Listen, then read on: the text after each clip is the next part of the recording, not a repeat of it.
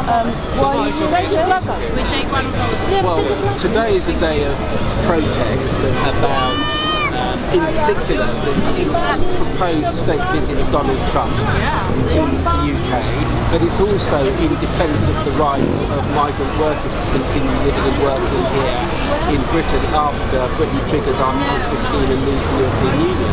I think both of those are hugely important issues.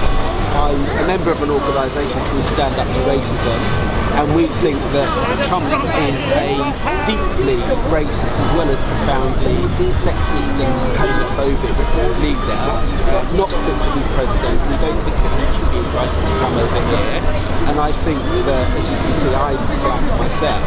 I think that migrant workers from all over the world, Europe and other continents as well, have made a profound contribution to British society, to our workplaces. I think the likes of the health service wouldn't operate without foreign workers, and we should defend their right to stay in Britain. Stand up to Trump, badges for a mouth. What impact do you think this process will have? I think protests are historically have always been hugely important. If you look back to the era of the civil rights movement in the United States, it brought about deep and profound change, the kind of change actually that Donald Trump is trying to reverse with the policies that he proposes to implement as president. I think it's important that ordinary people stand up. I think the process we've seen over the last month or so have brought together people from all sorts of different backgrounds. And I was on the Women's March the day after Trump's inauguration, and it was so diverse. There was such a level of solidarity and camaraderie there that it shows, I think, that when ordinary people get together, they can make a huge difference and give each other confidence to keep their own individual campaigns going.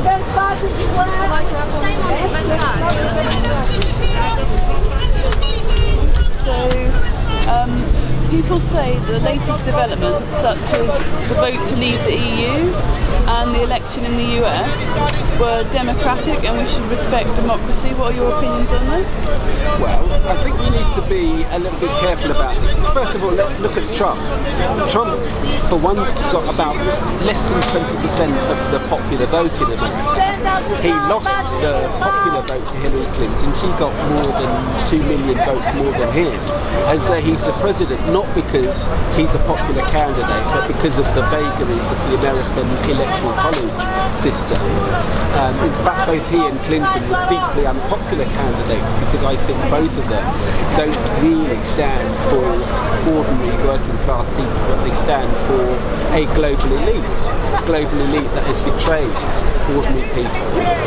I think that there's a similarity between the vote to leave the European Union and Trump's victory in that they are both a reflection of, I think, a deep and profound crisis in our political system, that people do feel, whether it's in Britain or America, that when they vote in elections it makes very little difference at all, because the same elite, the same tiny minority of people who own and control all of the wealth, who've been responsible for a massive decline in the living standards of ordinary people, they continue to control and dominate society, and ordinary people get very little.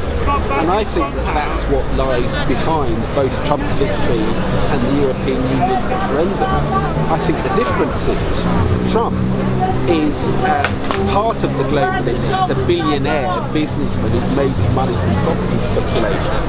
I think he offers nothing to ordinary people in America. I think Brexit is more complicated. I think the European Union has been responsible for a lot of the misery that people across Europe face. You look at what happened in Greece, and in Greece it was the European Union that imposed austerity on ordinary people. And I think that many millions of people in Britain have not been the beneficiaries of the kind of policies that the European Union is responsible for, and that's why they chose to revolt against it. I think it's wrong to characterise the European Union vote as simply being a racist vote. Of course, racism is a factor, but racism was played by both the Remain and the Leave sides in the referendum campaign. I think the vote reflects some much more profound problems with the democratic system.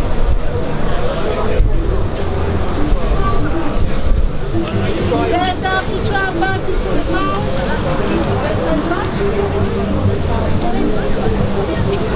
Do you notice a change in the atmosphere in your area after the vote to leave, the EU vote to leave? Not necessarily in my area, but that's because I live in a quite a nice part of Clapham.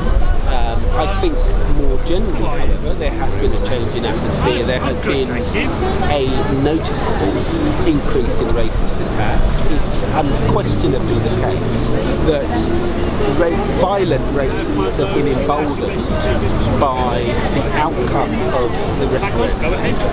But I think it's a very close friend of mine, a Muslim woman, was attacked in Hammersmith just a couple of months ago. And of course there are similar reports of mosques and other people being attacked. These things are very real.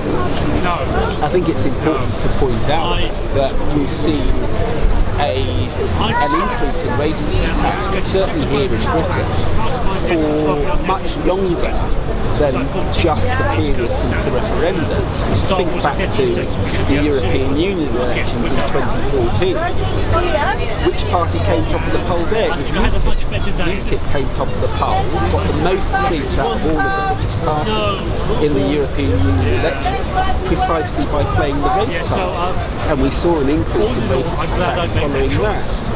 So it's right, and I think that's precisely one of the reasons why it's important to have demonstrations like the demonstration that's happening here today, a demonstration that celebrates the contribution that migrant workers have made to British economy and British society, and to make it clear that for those of us who were born and brought up in this country, as I have been, that we are going to stand foursquare in solidarity with our sisters and brothers from elsewhere in Europe.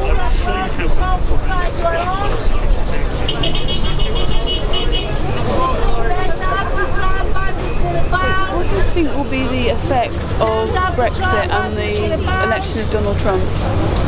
Well, it remains to be seen, doesn't it? It's still all to play for. I think that a lot of people feel down and depressed and demoralised by those outcomes, and I think that's understandable. I think all of us woke up with a sense of shock and horror when Trump was elected. Many millions of people woke up with that same feeling because of Brexit. But I think, and again, one of the reasons why demonstrations like this are important, ordinary people, I think, have got the power to make a difference and to change the world. And therefore, rather than simply being depressed and thinking there's nothing that we can do, I think it's important to be organised and say that we are going to do what we can, obviously in America, to stop Trump. And I think it's important that we march in solidarity with our sisters and brothers in America. But I think also, and again, one of the reasons why this demonstration is important, we have to say to Theresa May's government that we are not going to tolerate what is called a hard Brexit, a Brexit which denies freedom of movement for people across Europe. We're fighting for the right for working class people to continue to travel wherever they want to travel across the globe.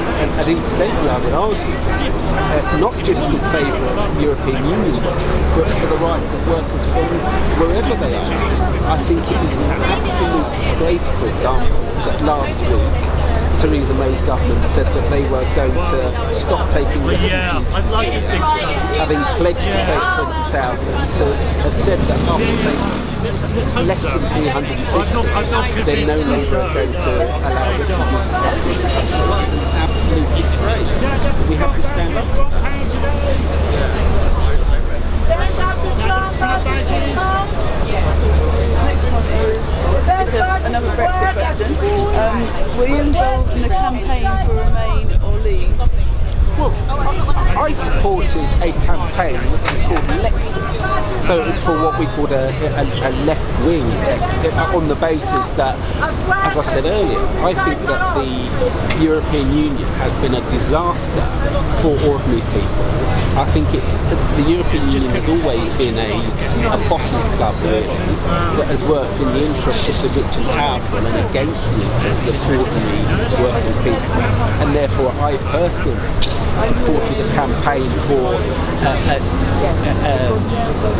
leaving the European Union, not on the basis of opposition to free movement and the racism that we saw from the official campaigns, but on the basis of solidarity with workers in Greece, in Holland, in Portugal, in Spain, and all over Europe, who suffered at the hands of the European Union.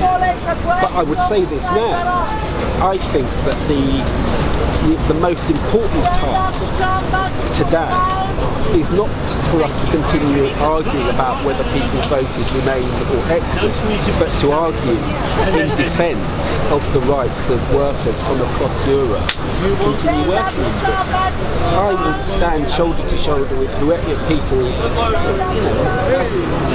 suggest so. I think there are all sorts of complex reasons why people voted either Remain or to Exit, and I think that we need to put those arguments behind us now and reunite on the basis of the defence of workers' rights and the free movement of people across Europe.